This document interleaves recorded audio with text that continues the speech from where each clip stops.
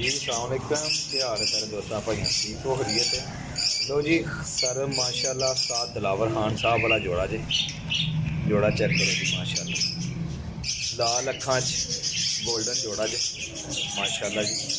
बहुत ही कीमती हड्डी जोड़ पार्क हुंदा, अंडे बच्चों की गारंटी जी माशाल्लाह। कबूतर क्रीज ला के पूरा कर रहा है। यह जनाब मेरी माशाल्लाह नर है नर जे। लो जी सर यह नर है मेरा भाई, तो यह मादी है।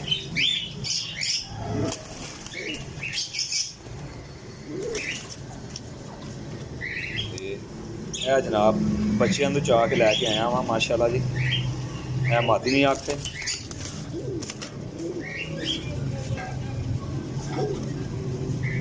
यह जनाब मेरी